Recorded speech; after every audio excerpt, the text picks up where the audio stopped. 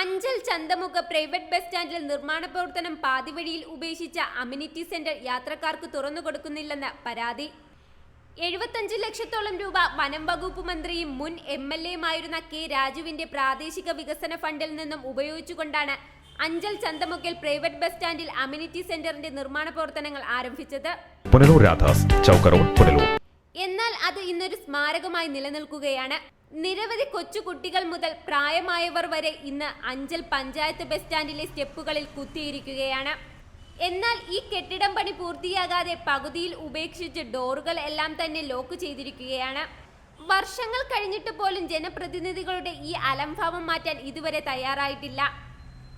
പൊതുജനങ്ങളുടെ പണം ഈ തരത്തിൽ ദൂർത്തടിക്കുന്ന നിരവധി കെട്ടിടങ്ങളാണ് ജില്ലയുടെ കിഴക്കൻ മേഖലകളിലുള്ള വിവിധ പഞ്ചായത്തുകളിൽ കാണാൻ സാധിക്കുന്നത്. കെട്ടിട നിർമ്മാണം പൂർത്തീകരിക്കുകയും പകുതി വഴിയിൽ ഉപേക്ഷിക്കുകയും ചെയ്ത രീതിയിൽ നിരവധി കെട്ടിടങ്ങളാണ് നിലവിലുള്ളത്.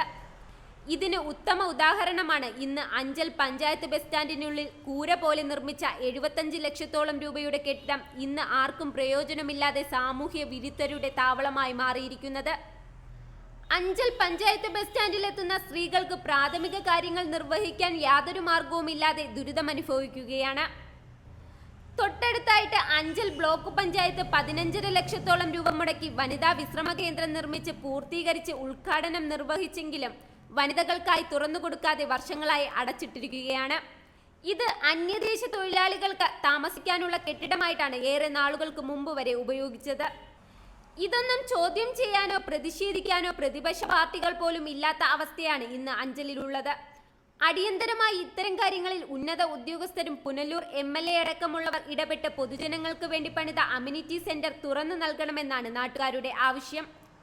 റിപ്പോർട്ടർ സജി, അഞ്ചൽ. രാധാസ്, ചൗക്ക് റോഡ്, പുനലൂർ.